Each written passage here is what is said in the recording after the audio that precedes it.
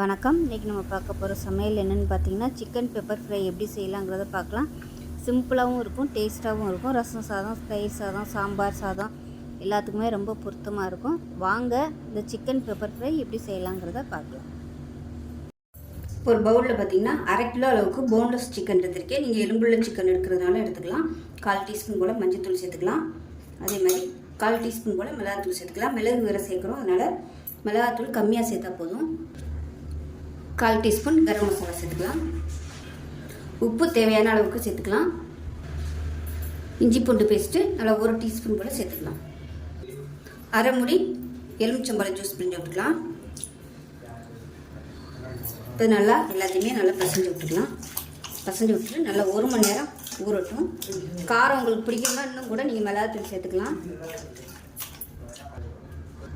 இப்போ நல்லா பிசைஞ்சாச்சு. நல்லா ஒரு மணி நேரம் ஊறட்டும். இப்போ ஒரு பேன் எடுத்துக்கலாம். இதில் 1 டேபிள் ஸ்பூன் மிளகு சேர்த்துக்கலாம். மிளகு வந்து எவ்வளோ எடுக்கிறோமோ அதில் 1 பங்கு அளவுக்கு சீரகமும் சோம்பும் சேர்த்துக்கலாம். 1/4 டேபிள் ஸ்பூன் சோம்பு, 1/4 டேபிள் ஸ்பூன் சீரகம், சின்ன துண்டா ஒரு பட்டை, 2 ஏலக்காய் சேர்த்துக்கலாம். அதே மாதிரி 2 கிராம்பு சேர்த்துக்கலாம். இது கூடவே 4 வரமிளகாய் சேர்த்துக்கலாம். இது இந்தளவுக்கு போதும். மிளகாய் தூள் வேறு சேர்த்துருக்கோம், மிளகு சேர்த்துருக்கோம். காரம் வந்து ரொம்ப அதிகமாக போயிடும். இது வந்து நல்லா வாசனை வர அளவுக்கு வறுத்துக்கலாம். நான் எடுத்துருக்க அளவுக்கு 1/2 கிலோ அளவுக்கு இது போதும். நீங்கள் 1 கிலோ அளவு எடுக்கிறீங்கன்னா இந்த அளவு வந்து அப்படியே டபுளாக எடுத்துக்கோங்க. இப்போ இது எல்லாமே நல்லா வறுபட்டுருச்சு. அமர்த்திடலாம். அமர்த்திட்டு லேசாக ஆறுனதுக்கப்புறம் மிக்ஸி ஜாரில் போட்டு நல்லா நைஸாக பொடி பண்ணி எடுத்துக்கலாம். இப்போ பார்த்தீங்கன்னா வறுத்த மிளகு சீரகம் எல்லாமே நல்லா பொடி பண்ணிவிட்டு நல்லா நைஸாக பொடி பண்ணி எடுத்துக்கணும். இப்போ ஒரு பேன் எடுத்துக்கலாம். தேவையான அளவுக்கு எண்ணெய் விட்டுக்கலாம். எண்ணெய் வந்து கொஞ்சம் கூட இருந்தால் நல்லாயிருக்கும். நான் வந்து கடலெண்ணெய் யூஸ் பண்ணுறேன். கடலெண்ணெயில் செஞ்சிங்கன்னா டேஸ்ட் நல்லாயிருக்கும். எண்ணெய் நல்லா சூடானதும் கருவேப்பிலையில் சேர்த்துக்கலாம்.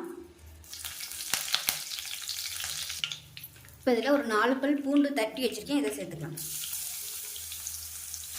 இப்போ இது கூடவே மீடியம் சைஸாக ஒரு பெரிய வெங்காயம் நல்லா நீளமாக கட் பண்ணி வச்சுருக்கேன், அதையும் சேர்த்துக்கலாம்.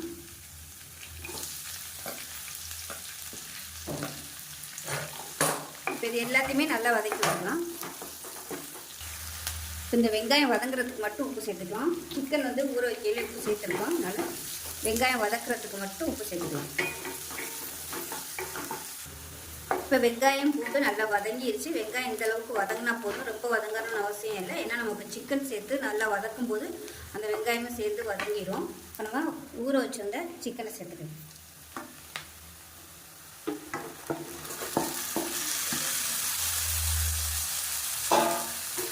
இதை நல்லா பரட்டி விட்டுக்கலாம். இப்போ இதை மூடி வச்சிடலாம். அந்த தண்ணியிலே வேகட்டும், மீடியமான ஃப்ளேமில் வேகட்டும்.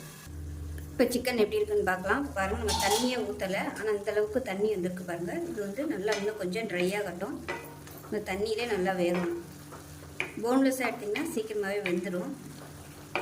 பசங்களும் கொஞ்சம் நல்லா விரும்பி சாப்பிடுவாங்க போன்லெஸ்ஸாக இருந்துச்சுன்னா. நல்ல ஒரு வாசனை வருது. இன்னும் நம்ம பொடி போடலை.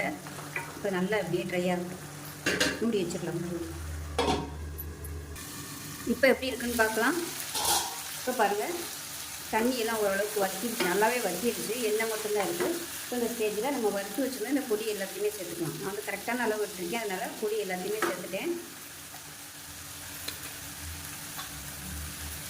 இதையும் சேர்த்து நல்லா பரட்டி விட்டுக்கலாம். இது இன்னுமே நல்லா ரோஸ்ட் ஆகி வரணும். அந்த பொடியில் உள்ள அந்த காரம் எல்லாமே அந்த சிக்கனில் நல்லா இறங்கி ஜூஸியாக சூப்பராக இருக்கும். இப்போ நல்லா அடுப்பு நல்லா குறைச்சி வச்சுங்க. குறைச்சி வச்சுட்டு நல்லா அப்படியே அதிலே வேகட்டும். மூடி வச்சுக்கலாம். இப்போ எப்படி இருக்குன்னு பார்க்கலாம். அது நல்லா சூப்பராக வந்துடுச்சு. நல்லா அப்படியே ரோஸ்ட் ஆகிடுச்சு பாருங்கள். நல்லா அருமையாக வந்துடுச்சு. உப்பு வந்து செக் பண்ணி பார்த்துட்டு நீங்கள் உப்பு சேர்த்துக்கோங்க. அவ்வளோதான்.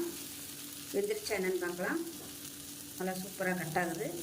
நல்லா வந்துருச்சு, சாஃப்டாக வந்துருச்சு. அவ்வளோதான்.